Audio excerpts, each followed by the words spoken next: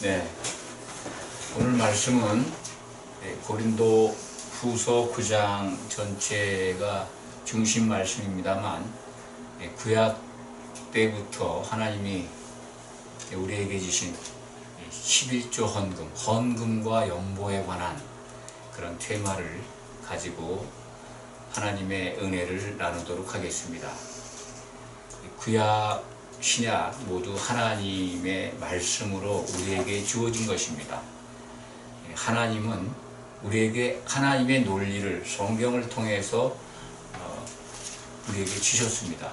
하나님의 논리, 하나님의 생각, 의지, 뜻, 이렇게 이해하시면 됩니다. 하나님의 취지, 그 말씀 속에 하나님의 뜻이 담겨 있습니다. 성경을 통해서 우리에게 주신 하나님의 말씀의 의도나 취지를 잘 안다면 불필요한 논쟁이나 지역적인 해석을 가지고 서로 분쟁하거나 다투지는 않을 겁니다. 그렇기 때문에 가장 중요한 게 성경 속에 나타난 하나님의 뜻과 목적입니다. 그것을 이루어 가시기 위해서 성경을 주셨고, 그 이루어가는 과정들을 우리에게 보여주신 것이 구약 성경이고, 또 끝까지 이루는 것을 미리 보여주신 것, 그것은 신약 성경의 맨 끝에 있는 요한계시록의 말씀입니다. 창세기에서부터 요한계시록에 나타나 있는 하나님의 말씀, 그 속에서 하나님이 하고자 하시는 그 뜻과 목적과 취지를 안다면 구약에 나타나 있는 이 헌금, 헌물, 이 11조에 관한 여러 가지 해석과 논쟁과 다툼과 이런 것들은 불필요한 것이다 라는 걸 알게 될 겁니다. 그렇기 때문에 우리는 성경을 통해서 하나님의 뜻이 무엇인가, 하나님은 왜 천지 만물을 창조하시고 땅에 사람들을 배치하시고 사람들을 하나님의 아들들 삼기 위해서 이 말씀을 주셨는데, 그것을 어떻게 이루어 가시는가 하는 것을 이 성경을 통해서 주셨는가, 그 뜻을 알게 됩니다. 사람을 이 땅에 배치하시고 그들로 하여금 하나님의 목적인, 하나님이 세우신 그 뜻을 이루어가는데 사람들에게 하나님을 알리고 자기 자신을 알리는 거죠. 성경은 그렇습니다.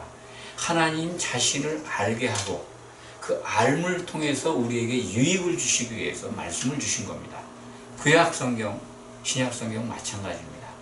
그렇기 때문에 구약에 주신 하나님의 규례나 율법이나 모두 다 하나님을 알게 하시는 의도가 있고, 그 하나님을 알므로써 우리가 구원에 이르고 하나님의 목적사항에 부합되게 우리가 이르도록, 그러니까 우리가 그 말씀을 듣고 성경을 보고 그것을 통해서 하나님을 알아가는 과정에서 우리에게 유익을 주시기 위해서 이 성경 말씀을 주신 겁니다. 그렇다면 율법에 나타나 있는 하나님의 모든 규례도 우리에게 유익을 더하기 위해서 주신 겁니다. 그럼 구약에 나타나 있는 이 헌금 11조 이 부분도 하나님을 알게 하시는 겁니다. 우선은 가장 큰 목적이 하나님을 알게 하시는 겁니다. 왜 그럴까요? 11조에 나타나 있는 하나님의 취지, 의지는 이 땅의 모든 것들은 하나님 것이라는 겁니다. 그것이 가장 근본입니다. 재물을 바치라고 하는 거, 무슨 11조 헌물을 바치라고 하는 그 속에는 특히 11조에 나타나 있는 하나님의 의도는 토지에 관한, 토지에서 나오는 모든 것은 다 내 거라는 것입니다. 그것이 구약 성경 레위기 25장에 기록되어 있죠. 토지는 다 내 것이다. 그 말씀 속에는 뭐가 담겨 있을까요? 너희는 이 땅의 주인이 아니다. 너희가 여기 뿌리 내리고 살 곳이 아니라는 말씀도 포함되어 있는 거죠. 우리에게 주시고 우리에게 얼마든지 다스리고 경작하라고 하셨는데 그 땅은 하나님 것이라는 겁니다. 그럼 우리는 나그네라고 성경은 말씀하시지 않습니까? 나그네. 이 땅의 소산에 그 목매어서 그거에 빠지지 말고 이건 하나님 것인데 그것을 알라는 겁니다. 그럼 우리가 이 땅이 나그네라면 우리가 돌아갈 본향이 원래 우리가 가야 될 곳이 있다고 하는 것입니다. 그것을 믿음의 선진들은 알았다는 거죠. 구약 성경에 하나님께 쓰임받은 아브라함과 그 믿음 안에 있던 사람들은 돌아갈 본향이 있는 것을 알았다. 우리는 이제 신약 성경을 통해서 그걸 선명하게 알지 않습니까? 이 땅이 정말 나그네 삶이라는 것, 또 이 천지 만물의 모든 것은 하나님이 주셨다는 것을 알게 되지 않습니까? 그걸 어떻게 알았습니까? 성경을 통해서 알게 된 거 아닙니까? 11조의 아주 핵심적인 거기에 담겨있는 하나님의 뜻은 토지소산의 10분의 1을 바치라고 한 것이 율법의 규정인데 이 토지에서 나오는 모든 소산물은 하나님 것이라는 겁니다. 하나님이 주신 거라는 것이죠. 율법의 11조가 나타나기 전에 창세기에 보면은 10분의 1을 바치는 족장들의 그 행동이 구약 성경에 기록되어 있습니다. 구체적으로 말씀을 드리면 아브라함이 이 롯을 구해 올 때 노획한 노획물이죠. 노획물의 10분의 1을 멜기세덱이라고 하는 살렘 왕한테 바칩니다. 창세기 14장의 기록이죠. 이건 토지 소산물이라는 개념보다는 하나님의 은혜로 잡혀간 롯을 다시 찾아올 때 그때 노획한 물건들입니다. 그것을 10분의 1을 멜기세덱에게 드립니다. 11조. 사람들은 그것을 이제 감사의 11조다. 찬송의 11조의 효시다. 이렇게 해석을 하고 그렇게 말씀을 합니다. 틀린 말씀은 아닙니다.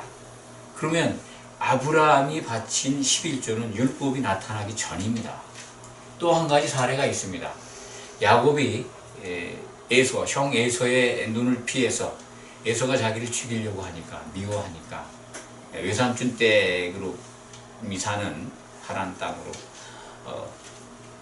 피난을 가죠. 피난 갈 때 베델에서 돌베개를 메고 잘 때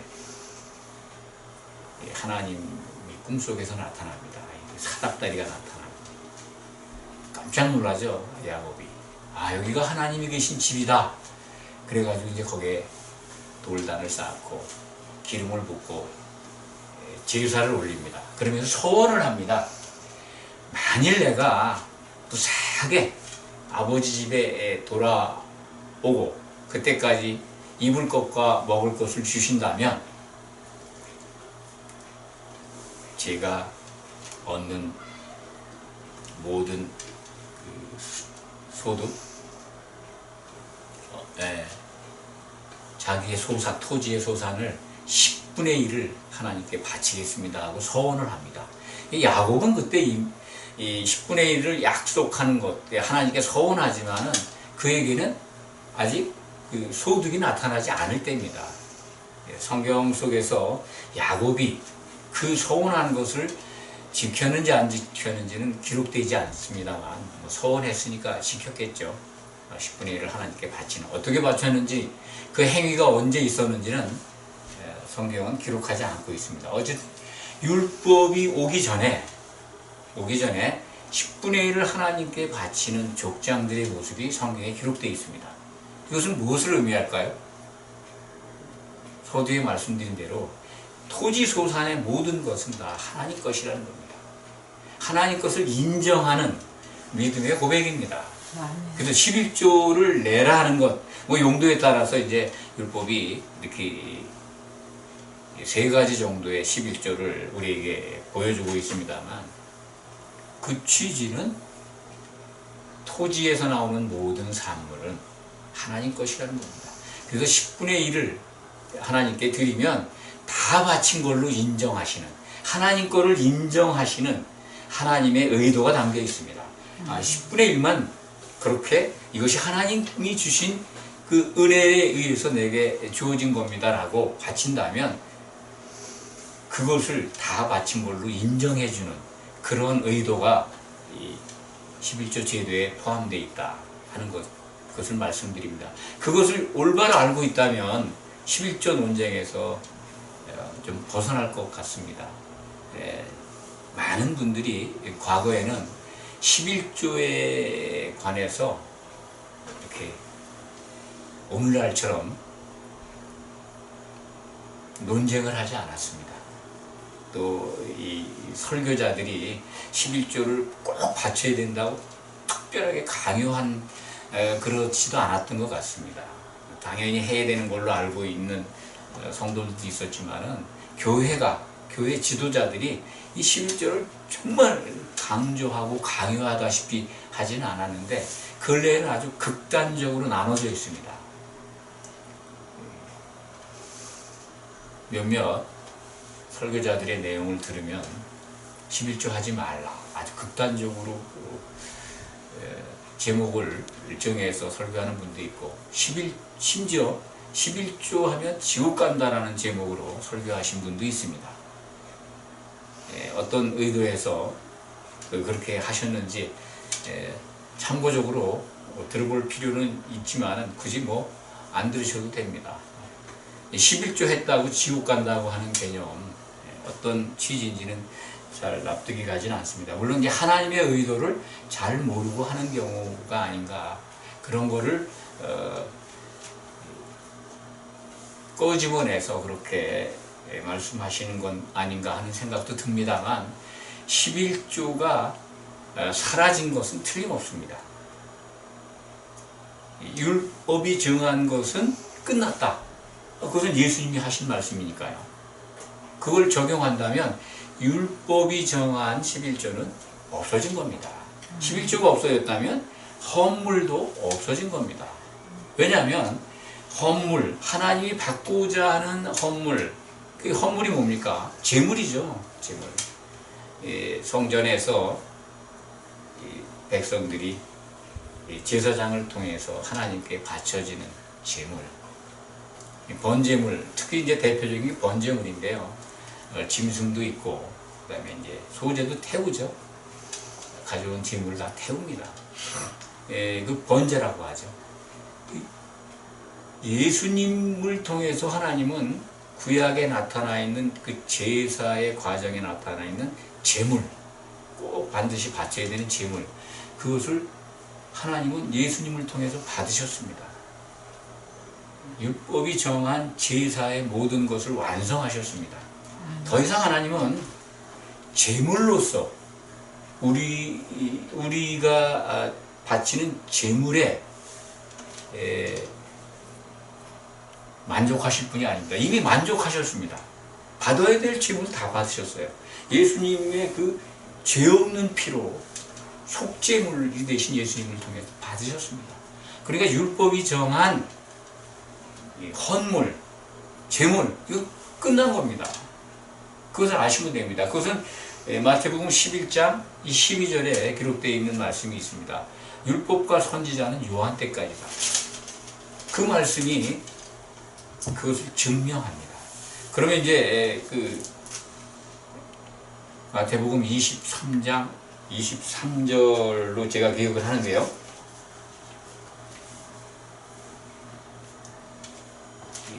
화 있을 것이다. 바리새인들에게 예수님께서 경고하신 말씀이 나오죠. 율법에 아주 뭐랄까요? 채소, 박하, 근채, 채소의 11조는 드리는데 그 율법에 담겨있는 11조에 담겨있는 더 중요한 의와 사랑과 믿음은 버렸다. 그리고 그런데 이것도 하고 저것도 버리지 말아야 한다라는 말씀을 통해서 사람들은 예수님이 11조 내는 걸 인정했다라고 말씀합니다.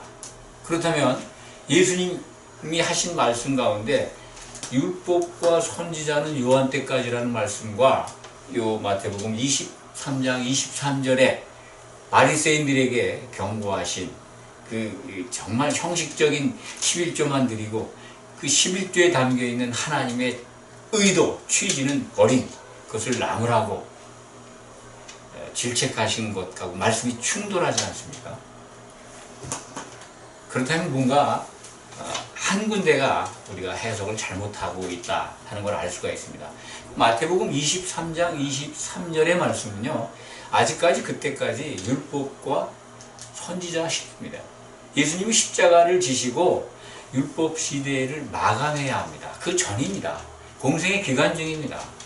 그래서 그 율법 시대에 바리새인들이 너희가 11조를 드리는데 지금 11조를 드려온 그들의 관행, 그들이 하고 있는 그 형식적인 헌물 바침, 정말 하나님이 원하시는 그 뜻은 저버린 그걸 나무라신 겁니다. 11조를 해야 된다라는 가르침이 아닙니다. 이해하시겠습니까? 그러면 정리가 될 겁니다. 그래서 율법이 정한 11조는 없어졌다라는 말씀이 맞습니다. 그 가르침이 맞습니다. 그래서 그렇게 그것을 가르치고 설교하는 분들, 그런 목사님들이 이 시대에는 많이 나타나 있습니다. 올바른 가르침이라고 저는 생각을 합니다. 율법이 정한 11조는 없어졌습니다. 헌금도, 그러니까 헌물도, 하나님께 바쳐지는 헌금이라는 제도도 없어진 겁니다. 신약 성경에 그래서 우리가 우리말 성경에서는 그것을 구별할 수가 없습니다만 헌금이라고 바꿔놨기 때문에 헌금이라는 단어는 없습니다. 원문에 헌물이라는 단어도 없습니다. 우리가 교회에 출석해서 매주 첫날이죠. 매주의 첫날 이제 고린도 전서 9장인가요? 기록이 되어 있습니다. 오늘 말씀 16장 고린도 후서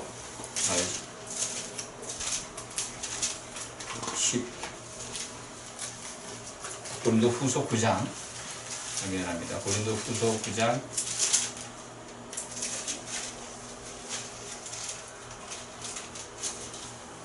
오늘 본문 말씀이 아니고요. 고린도전서 16장 2절에 이 연보를 걷는 거에 대한 언급이 나옵니다. 사도 바울의 고린도전서에 있습니다. 16장 2절에 매주 첫날에 각 사람이 수입에 따라 모아두어서 연보를 해라. 매주 첫날, 지금으로 말하면 썬데이죠. 썬데이. 주일입니다. 주일날 예배를 모일 때, 예배를 모였던 전통이 그때부터 세워진 겁니다. 노는 날이니까요. 휴일날이니까 성도들이 모두 모여서 함께 예배를 드리는, 이 신약 시대의 교회가 탄생되고 있을 때니까요. 그래서 그때 첫날에 모여서 연보를 하도록 성경의 기록입니다. 그게 연보라는 의미의 헌금으로 지금 이것을 우리가 개신교가 그렇게 사용하고 있습니다만 연보 제도가 이때 태동하고 있는 걸 성경을 통해서 볼 수가 있습니다. 신약 성경에 그러니까 연보는 있지만 헌금이라는 것은 없습니다. 그리고 연보에 대한 정의도 고린도전서 16장 1절에 보면요, 연보 바로 지금 찾으신 분들은 보셔도 되지만 성도를 위하는 것이다 라는 게, 성도를 위한 연보, 그렇습니다. 성도를 위한 연보. 성도를 위한다는 게 뭡니까? 교회를 이루고 있는 교회의 지체들이죠, 성도가. 그러니까 교회와 관련돼서 연보를 하도록 그렇게 성경은 일러주고 있습니다. 이 연보의 뜻을 좀 더 우리가 말씀드리기 전에 율법에 나타나 있는 11조 그 부분을 좀 더 설명을 해드려야 될 것 같습니다. 구약 성경이 우리에게 일러주는 11조의 내용은 세 가지입니다. 그래서 그걸 다 더하면요, 이 토지소산의 10%만 내는 게 아니라 모세오경에 나타나 있는 그 율법 세 가지를 다 더하면, 그 11조를 더하면 23.33% 정도 됩니다. 1년 소산에 23.33%를 내야 율법을 완전히 정확하게 지키는 겁니다. 첫 번째 그 11조는 레위기 27장 30절, 31절에 나와 있고 신명기 12장 5절, 6절에 나와 있는데요. 참고로 들으시기 바랍니다. 레위인들, 곧 성전에서 봉사 직무를 하는 레위인들, 그리고 제사 일을 담당하는 제사장들, 그들에겐 분깃이 없습니다. 토지를 배분하지 않죠. 구약 성경을 읽어보신 분들은 알 겁니다. 그들이 소득이 없으니까 그들을 위한 11조를 하나님께서 명령하십니다. 이게 1년에 토지소산의 10%를 바치는 그 제도입니다. 신약시대에 11조를 내라 하는 것, 이것이 바로 적용되는 게 바로 레위기 27장에 기록되어 있는 이 11조입니다. 두 번째 11조는 신명기 14장 22절에서 27절 말씀에 있습니다. 이거는 이 11조를 내는데 그것은 가지고 와서 여호와 앞에서 그 내는 백성이 가족들과 그리고 레위인과 함께 먹고 즐거워하라는 겁니다. 하나님 앞에서 먹고 마시고 즐거워하는 11조가 있습니다. 이게 사람들이 이제 제가 잘 모르는데 모세오경에 분명히 기록이 되어 있습니다. 반드시 레위인과 함께 먹도록 여호와 앞에서, 그런데 성전에 나와서 먹고 마시고 즐거워하라는 겁니다. 하나님이 얼마나 그 섬세하게 이 백성들을 생각하시는지 모릅니다. 그게 이제 10분의 1입니다. 10분의 1을 가져와서. 그리고 세 번째 11조는 신명기 14장 28절, 29절에 나와 있습니다. 그래서 3년마다 한 번 토지 소산의 10분의 1을 저축하라고 되어 있습니다. 3년마다 한 번씩. 그러니까 1년으로 나누면요. 3.3이죠. 10%를 3년마다 10%를 저축해야 되는데 1년마다 하면 3.333 이렇게 나오잖아요. 그것은 용도가 나그네, 객과 고아와 과부를 돕기 위한 11조를 대해서 저축하라는 겁니다. 그러니까 그거는 1년으로 따지면 3.33.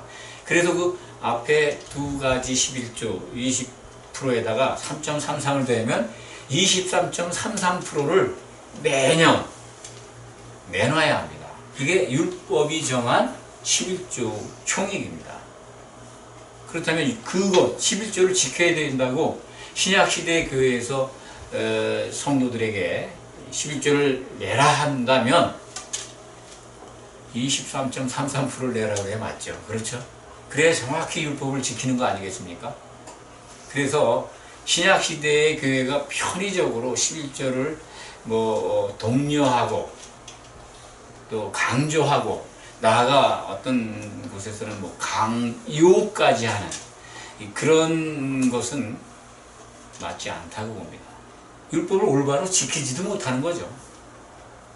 편의적으로 헌금을 걷어서 필요하다면 성도들이 자발적으로 낼 수 있습니다. 서두에 말씀을 드렸죠. 찬송의 11조. 하나님이 다 주신 겁니다. 그런데 10%를 내니까 하나님은 그것을 다 바친 걸로 인정하시는 하나님의 의도, 취지, 그거에 부합하는 겁니다. 그러한 11조는, 자발적 11조는 감사의 헌물은 지금도 남아있는 겁니다. 그것을 연보 형태로 낼 수 있는 겁니다. 헌금이 아니죠. 교회를 위해서, 성도들을 위해서 10의 1이 아니라 10의 9도 아니면 10의 10도 낼 수 있는 거 아니겠습니까? 그것과는 구별되는 겁니다. 율법이 정한 11조를 내야 된다라고 이 시대에 강요한다면 그건 잘못됐다는 겁니다. 그래서 율법이 정한 11조 헌금은 없어졌습니다. 남아있다면 오늘 본문 말씀을 중심으로 한 제목이 남아있는 것은 신약성경에 기록되어 있는 연보입니다. 연보, 성도들을 위한 것이다. 그렇다면 이제 연보의 뜻이 뭔가 하는 걸 좀 우리가 알아야 되겠죠. 연보. 그 전에 이제 우리가 아주 어렸을 때, 중고등학교 때도 재해가 나거나 홍수가 나면은 학교를 통해서도 학생들에게 수재의연금, 뭐 재해의연금을 걷고 그랬습니다. 저도 뭐 부모님께 그걸 타다가 학교에서 정한 낸 적이 있는데, 의연금 아시죠? 의연금. 재난을 돕기 위해 구제죠, 구제. 그 의연금 할 때 연보, 그 바로 연자입니다.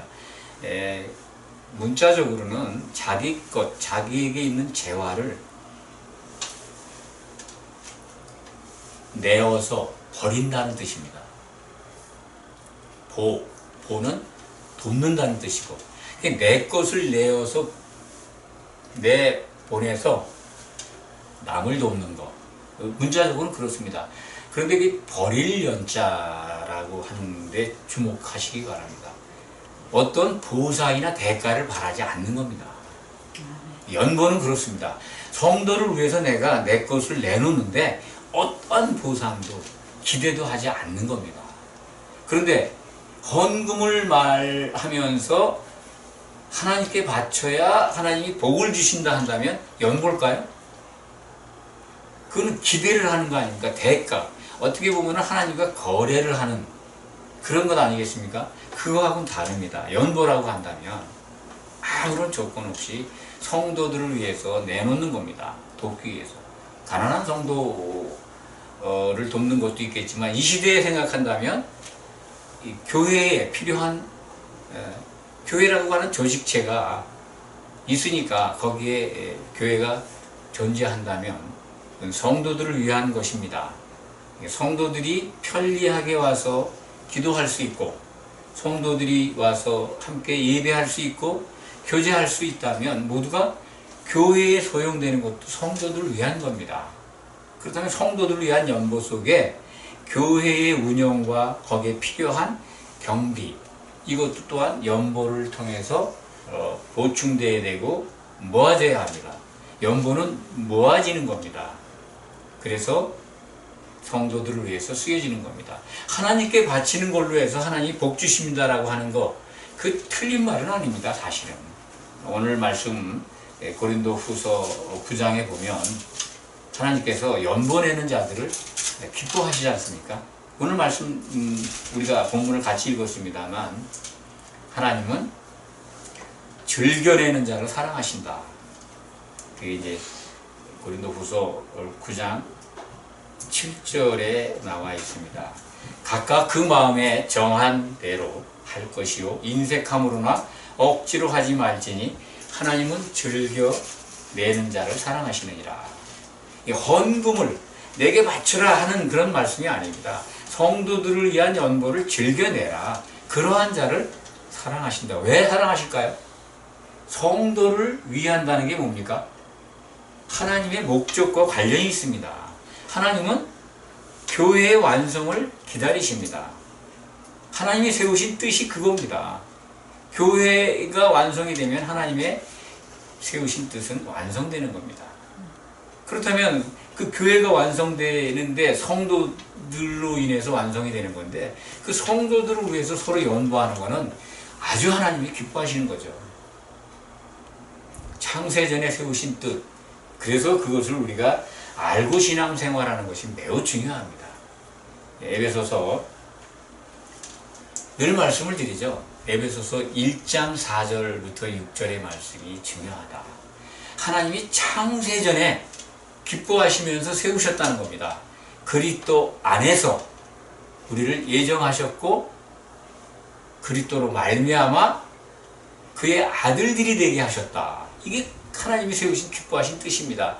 이것을 뭐 예정론으로 잘못 오해하지 마시기 바랍니다. 그리스도 안에서 라는 뜻은 또 설명을 드립니다. 예수 그리스도 안에서 우리가 하나님의 은혜로 이제 부름을 받은 겁니다. 그러니까 우리는 창세전에 이미 예정이 됐다, 그런 뜻이 아닙니다. 예수 그리스도 안에서 그런 것은요, 하나님이 그리스도가 되셔서 죽고 부활하심으로 그로 말미암아 하나님의 아들들이 되게 하신 것이다, 그런 말씀입니다. 그래서 예수 그리스도 안에서는 하나님이 세우신 계획입니다. 하나님이 그리스도가 되셔야 한다는 계획, 그 안에서 그분이 실제로 오셔서 십자가에서 죽고 부활하심으로, 그건 집행이죠. 계획을 실행하신 거죠. 그것이 그리스도로 말미암아. 예수님이 십자가에서 피를 흘려 죽으셨습니다. 그래서 피로 교회를 사셨어요. 그 교회로 그리스도 안에서 은혜로 이제 선택을 받은 우리들이 모여서 교회로 완성되어 가는 과정을 통해서 우리는 하나님의 아들들로 나타날 겁니다. 이기는 자가 받는 유업이죠. 요한계시록 21장 6절 7절에 가면 그것이 나타납니다. 이기는 자는 요한계시록 21장 6절에 이루었다 하십니다. 새 예루살렘을 보시고 이루었다. 하나님 아주 매우 만족해 하십니다. 창세전에 세우신 뜻을 반드시 이루시고야만은 하나님을 우리가 발견하게 됩니다. 성경은 그러니까 하나님의 뜻을 알게 하는 거죠. 그래서 그 이루신 그 모습을 보시고 이루었다. 이기는 자는 내가 약속한 그 유업을 받는다. 하나님의 아들들이 된다. 아들이 된다. 하나님의 아들이 되기 위해서 우리는 지금 교회로 나와 있고 하나님이 기뻐하시는 그 뜻을 바라보고 그것이 이루어지도록 기도하고 그렇게 하나님이 기뻐하시는 일들을 바라보고 나아가고 있는 겁니다. 그래서 반드시 이기는 자가 되어야 됩니다. 그 길이 뭐냐면 성도들이 서로 위하고 사랑하는 겁니다. 성도를 위한 연보도 그 하나님의 뜻을 이루기 위한 과정에 있는 거죠. 그렇기 때문에 하나님이 즐겨내는 자를 기뻐하신다, 사랑하신다고 오늘 고린도후서 9장 7절에 기록되어 있지 않습니까? 연보하는 것, 그러니까 뭐 11조를 강요한다든지 뭐 강조한다든지 그런 것을 떠나서 연보는 성도가 해야 될 의무다. 하나님이 즐겨내는 자를 사랑하신다. 이걸 꼭 기억하시기 바랍니다. 그것은 어디에 쓴다? 성도들을 위한다. 교회에 필요한 비용도, 또 목회자의 어떤 이 삶의 형편도 성도들의 그 연보를 통해서 해결해 가는 겁니다. 또 정말 주목해야 될 것은 이 신약 성경에 나타나 있는 이 연보가 왜 출발했는가 하는 걸 살펴볼 필요가 있습니다. 그걸 꼭 알아야 합니다. 연보가 왜 시작이 됐는가? 이 교회에 필요한 것이지만은 시작은 예루살렘 교회를 돕는 것으로 출발합니다. 예루살렘 교회가 너무나 곤고했습니다. 유대교에서 개종한 유대인들이 모인 예루살렘 교회는 그들은 직장도 잃고 이웃도 잃어버리고 상대도 안 했으니까요. 유대교에서 출교를 당하면 직장도 잃어버립니다. 얼마나 곤궁했겠습니까? 가난했겠습니까? 그들을 도우라고 예루살렘 교회 장로들이, 사도들이 사도 바울에게 요청한 겁니다. 그것을 사도 바울은 이방인 교회에서 아주 성실하게 이 연보를 가르치면서 그것을 독려합니다. 오늘 말씀을 보면은 형제들을 미리 보내잖아요. 고린도 교회에. 내가 갈 때 허둥지둥 연보하지 말고 미리미리 준비해서 연보를 모아놔라. 그런 말씀입니다. 오늘 9장의 말씀이. 그래서 내가 형제들을 보냈다. 그들이 가서 이 연보에 관해서 가르침을 주고 미리미리 하도록, 오죽하면 사도 바울이 이렇게 말하지 않습니까? 내가 갈 때 마케도니아, 이 지금 아가야 지방이죠. 아가야 지방은 고린도 교회가 있는 데고, 마게도니아는 이제 빌립보 교회에 있는, 빌립보 교회가 있는 지역이라고 합니다. 그러니까 빌립보 교회의 성도들, 마드게도니아에 있는 성도들하고 같이 갈 수도 있는 거죠. 고린도 교회. 그때 가서 너희가 허둥지둥 연보하는 걸 보면 어떻게 되겠느냐. 왜냐하면 아주 그 아가야 지방에 있는 고린도 교회가 연보에 열심을 내고 있고 1년 전부터 준비하고 있다고 자랑을 했어요. 하도 바울이. 그런데 그때 가서 보니까 이제 지금에서야 허둥지둥 하고 있어? 그러면 부끄럽지 않냐. 이런 취지의 말씀이 오늘 본문의 말씀입니다. 즐겨내는 자를 사랑하시는 하나님을 우리는 여기서 발견할 수가 있습니다. 연보에 대한 배경을 아셨을 겁니다. 다시 한번 강조해 말씀드립니다만 율법이 정한 11조 헌금은 없어졌습니다. 예수님이 십자가에서 흘리신 대속제물로 하나님은 하나님께 바쳐지는 제물, 예물, 헌금은 사라졌습니다. 예수님이 완성하셨습니다. 그렇기 때문에 신약 교회가 이 헌금, 돈이 필요해서 헌금이 아닌 연보를 설명하고 그것을 독려한다면 헌금이 아닙니다. 연보로 말씀해야 합니다. 그런데 하나님께 바치면 복을 받는다는 취지로 성도들에게 강요한다면 성경적이지가 않습니다. 그것만큼은 분별하시면 됩니다. 그럼 연보나 헌금이나 내는 건 마찬가지냐? 성도 입장에서는 그렇죠. 헌금 내는 거나 연보하는 거나 같이. 물론 이 결과는 마찬가지지만은 하나님이 정한 취지나 의도와는 다릅니다. 성도를 위해서 하나님이 기뻐하십니다. 성도들을 서로 위하고 사랑하고 돕는 거 기뻐하시는 겁니다. 그런데 그걸 바쳐야 하나님께 복을 받는다는 식으로 유도한다면 성경적이지가 않다. 그것만 여러분들이 잘 아시기 바랍니다. 연보는 교회를 위해서 존재합니다. 신약시대에 교회가 존재하려면은 사람들이 모이는, 물론 좁은 공간에서 가족들이 모이고 또 한 가정적으로 예배를 드리는 교회도 있습니다. 아주 그것이 성경적입니다. 그러한 곳에서도 비용은 필요합니다. 또 많은 성도들이 모여서 예배 드린다면 예배당이 필요하지 않습니까? 건물이 필요하고 성도들이 와서 같이 교제하고 떡을 같이 떼고 또 소통하고 하는, 예배드리고 찬송하고 이런 공간이 필요하다면 거기에 또한 비용이 발생할 것입니다. 또 전담적으로 목회자가 있어서 교회의 모든 것을 주관하고 성도들에게 도움이 되는 그런 일을 할 때에는 또 목회자의 생활도 도와줘야 합니다. 그러면 다 연보를 통해서 할 수가 있습니다.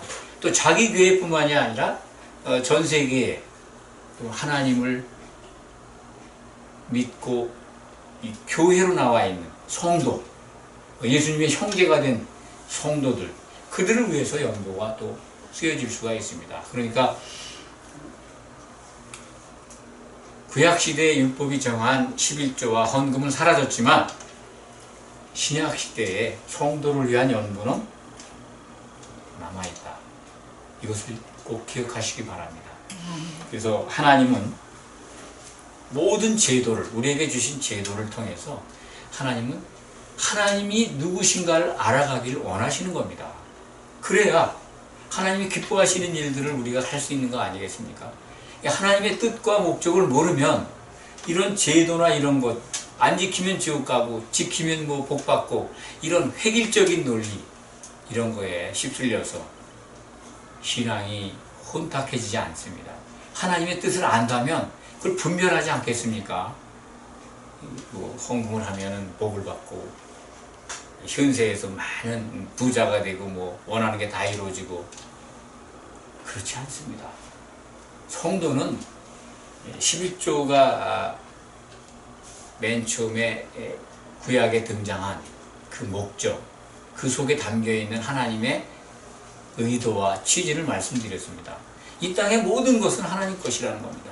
그리고 그걸 통해서 여기서 우리는 여기가 목적지가 아니라 갈 곳이 있다. 하나님이 계획한 곳이 있다. 그걸 알려주는 것입니다. 그걸 발견하면 되는 겁니다. 그런데 그러한 제도적인 것조차도 구약이 정한 이 11조 헌금 제도 이런 것들은 예수님이 자신의 몸을 들여서 완성했다. 이제 신약 시대에 남아있는 연보는 성도들을 위한 것이다. 이렇게 정리하시면 우리는 혼돈된 어떤 헌금 제도화에서 나름대로 지혜롭게 대처해가면서 분별할 줄 압니다. 가장 중요한 것은요, 오늘 시간에도 말씀을 드립니다. 하나님의 뜻과 목적을 알고 그것을 이루어가시는 하나님, 이 구약성경 창세기 1장 1절부터 요한계시록, 신약성경 요한계시록 22장 끝절까지 그 과정을 통해서 하나님은 반드시 하나님이 계획하신 걸 이루시는 분이다 하는 것을 우리는 알아야 합니다. 이 시대에 헌금은 많이 하지만 또 뭐 즐겨내는 분들도 있지만은 하나님이 반드시 이루신다는 분, 그런 분이라는 것, 그것도 알지만은 그 속에는 심판하시는 하나님이라는 걸 잃어버리고 있습니다. 그러면 안 됩니다. 하나님을 경외하는 자들이 성도입니다. 성도는 하나님을 경외하는 자들입니다. 하나님을 공경하지만 두려워할 줄도 알아야 합니다. 왜? 심판이 있다는 겁니다. 심판하시는 하나님, 그 약속하신 심판도 반드시 이루신다는 겁니다. 성경은 그걸 가르쳐주고 있습니다. 이것을 오늘 시간에도 새김질하면서 부분적인 제도를 뭐 잘 지켜서 복을 받고 이런 낮은 차원의 신앙에서 벗어나시길 바랍니다. 하나님은 반드시 이루시는 분이다. 성도를 위해서 우리가 연보를 내는데 그것은 하나님이 기뻐하신다. 그러한 자를 사랑하신다. 그래서 하나님이 왜 사랑하시는가? 그것은 하나님의 뜻을 이루어가는 과정이기 때문이다. 이것을 마음에 담으시기 바랍니다. 기도하겠습니다. 아버지 하나님 감사합니다. 하나님의 모든 뜻과 목적과 취지와 의도를 우리는 성경을 통해서 발견할 수가 있습니다. 그것을 우리에게 알게 하셔서 감사합니다. 하나님은 우리가 이 땅에 뿌리를 내리고 사는 것을 원하지 않습니다. 나그네로 살면서 하나님이 기뻐하시는 일을 하기를 원하십니다. 우리는 반드시 하나님이 목표하신 그 뜻대로 하나님의 아들들이 되어서 하나님을 기쁘시게 하기를 원합니다. 그날이 올 때까지 우리가 승리할 수 있도록 보호하여 주시옵소서. 예수 그리스도 이름으로 감사드리며 간절히 기도하옵나이다. 아멘.